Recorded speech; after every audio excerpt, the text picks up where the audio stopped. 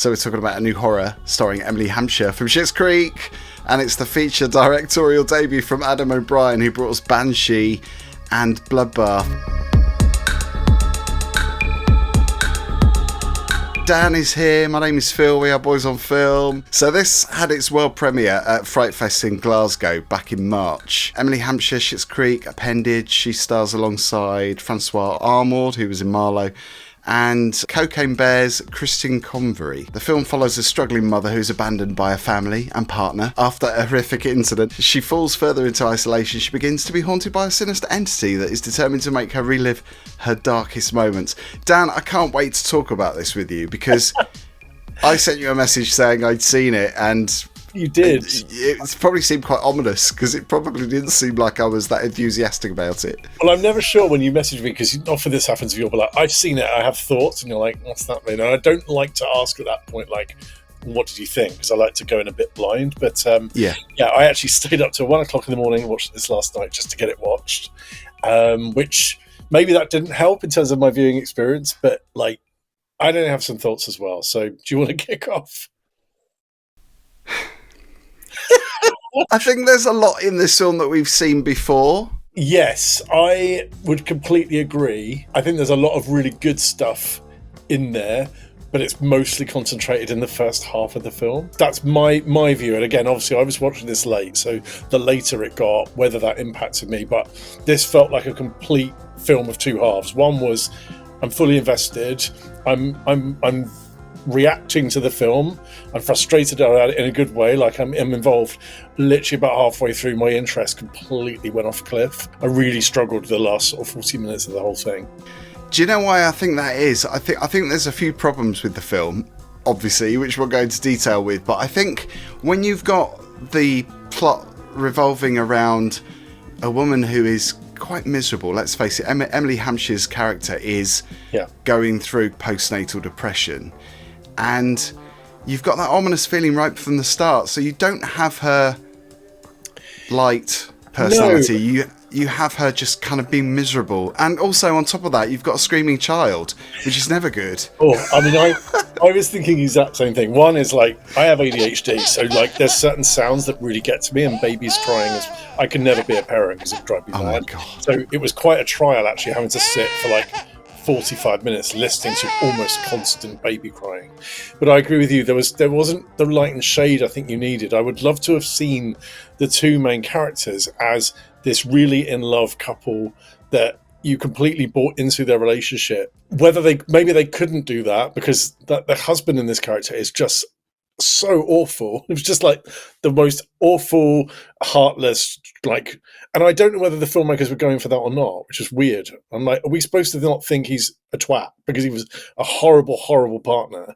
She's obviously struggling with looking after the child on her own when he's not there. Yeah. But then when he is there, he kind of takes over, almost in a kind of passive-aggressive way. Very like, oh, I'm showing you what I can do to look after our baby, even though she's been doing 99% of it.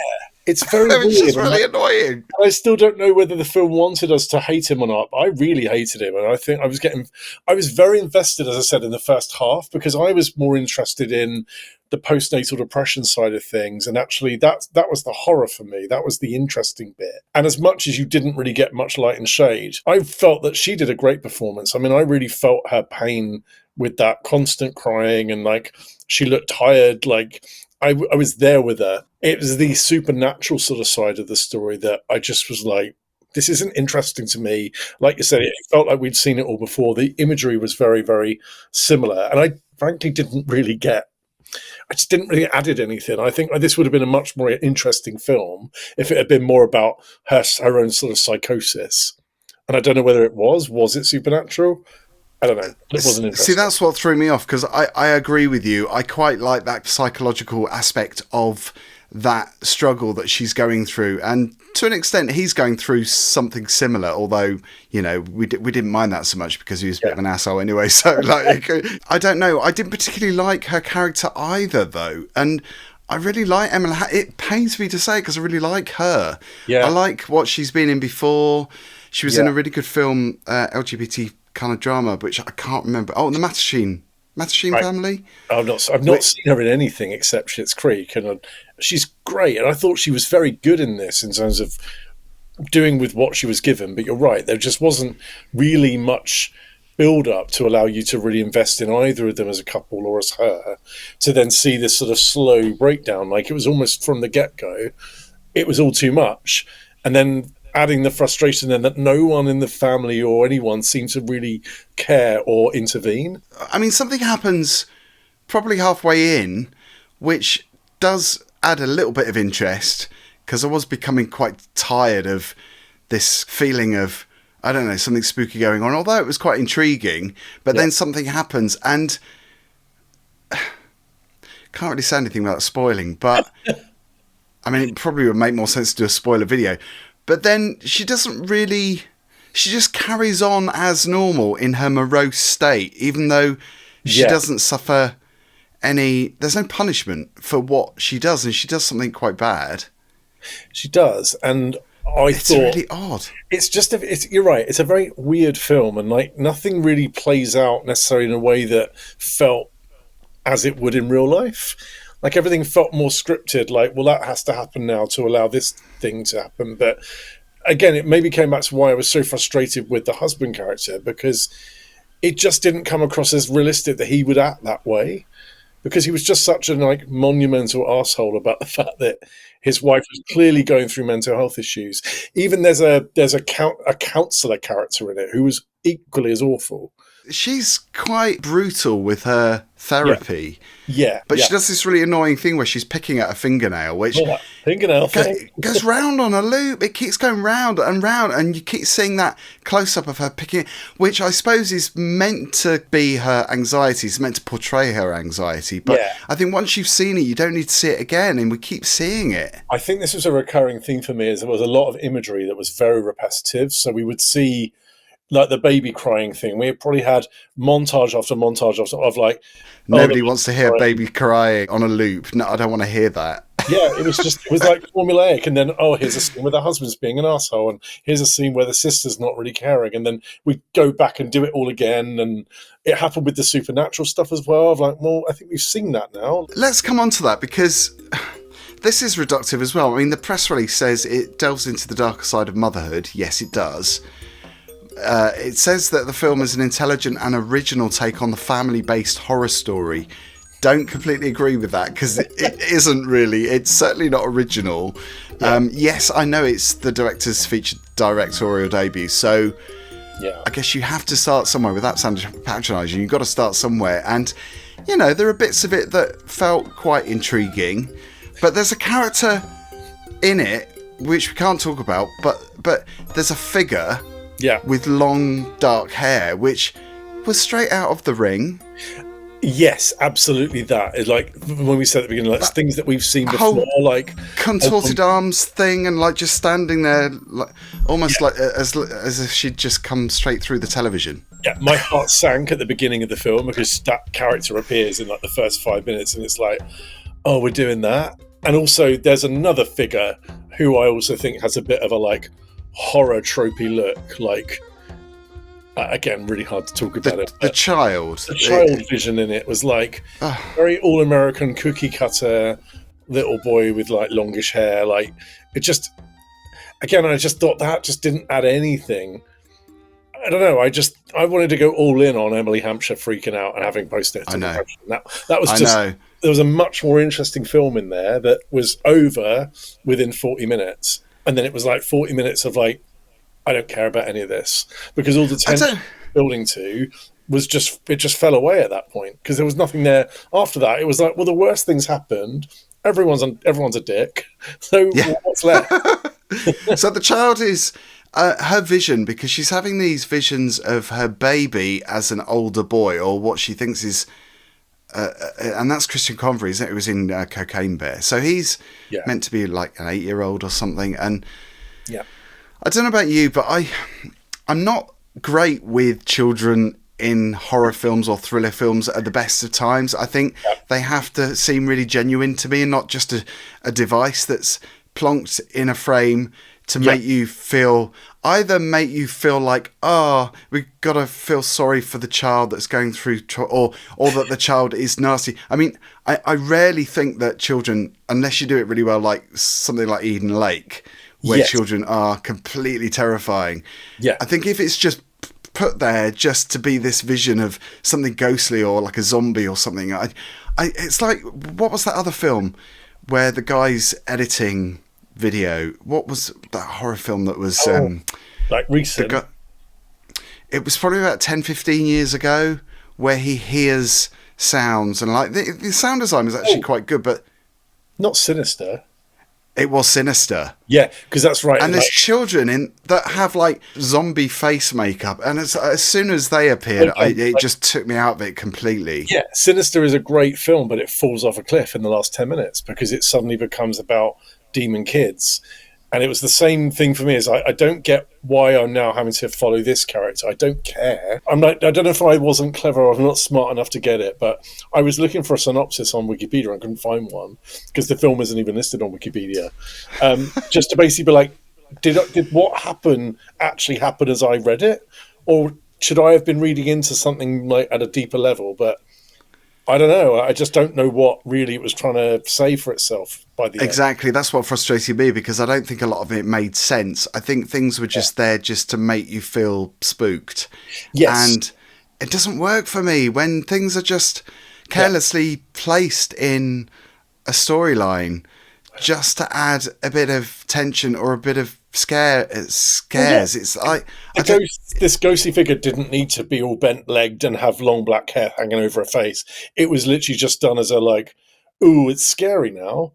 It's like the film had a final scene or a final shot which references an earlier sort of beginning of the film, and I just was like, I don't get what that's supposed to say. What's that supposed to be saying? I mean, I'm glad you felt the same, because I was shrugging. It was that shrug emoji. I was like, what? I mean, by this point, I was fully like I wasn't really watching it by the end, if I'm being honest. It really didn't. It was just like, this was having a breakdown. Okay, well then she probably needs to be in some sort of psychiatric unit, which then did happen, and then she came back from that. It just really went on. The husband's character was an idiot, so yes, okay, we'll let them off this one. But if you was a member of the family, and there are people that come over for dinner.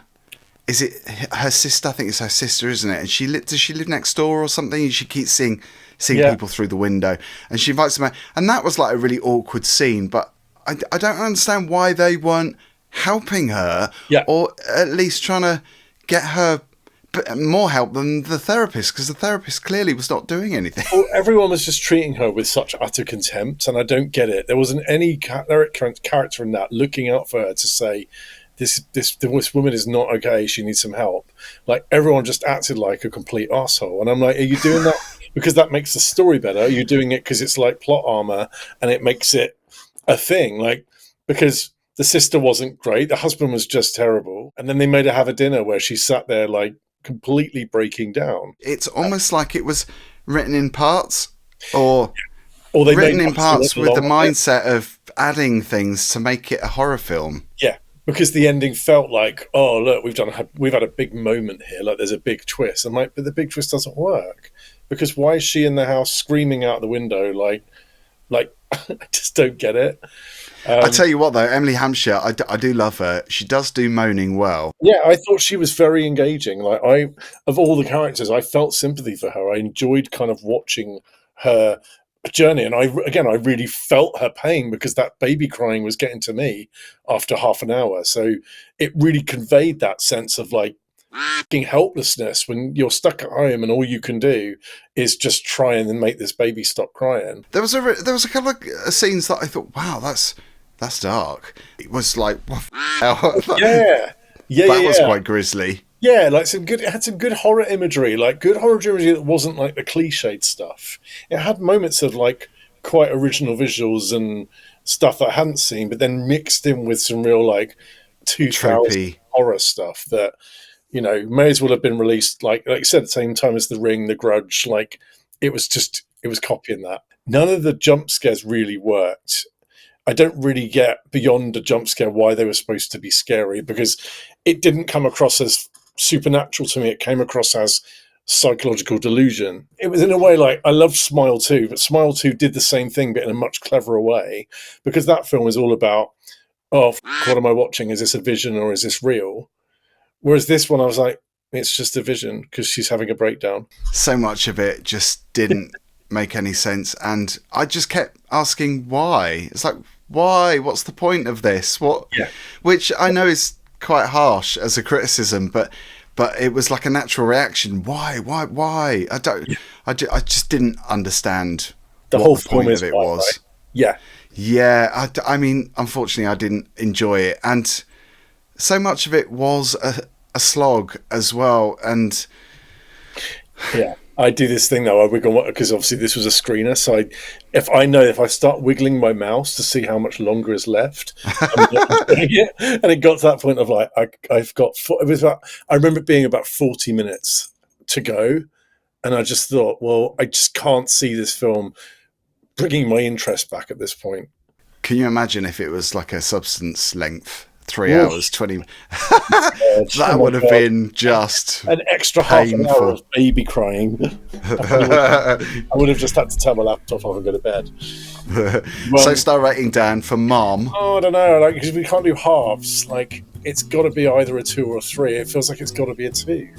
Yeah, it's a 2 for me. I would have probably given it, on my own channel, I do halves and things, I would have given it probably a 5 out of 10. It's just that half of this film was quite entertaining and I quite liked it.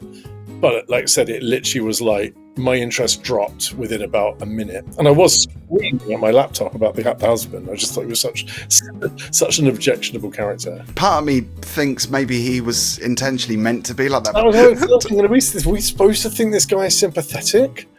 There's like, without going into too many spoilers, there's that scene where he's like, "Oh, can you tidy up?" I'm like, "Are you kidding me? This guy is." Do you know what that reminded me of? It reminded me of a film that did that better, and that was Night Bitch. Have you seen Night Bitch? Oh, I haven't seen that yet. Yeah, it's really good. Right. And that centres around a woman who's having problems with her newborn baby. You know, the same kind of idea, but done with humour and very clever. I don't know. That sounds like that's a bit more of an empowering film about. Yeah. She's more than just a mum at home, whereas Emily Hampshire was consumed by it. And it did strike me that actually there was nothing beyond just Emily Hampshire suffering.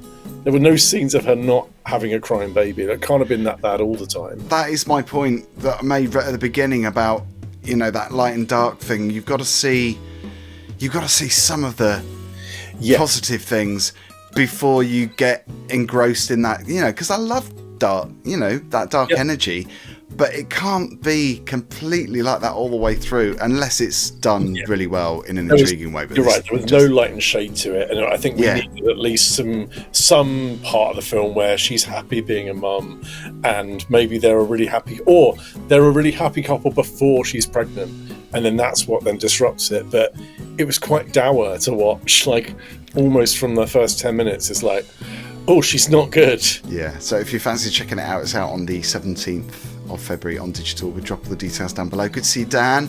Great, don't forget to go and follow this man with his excellent Nancy Boys channel.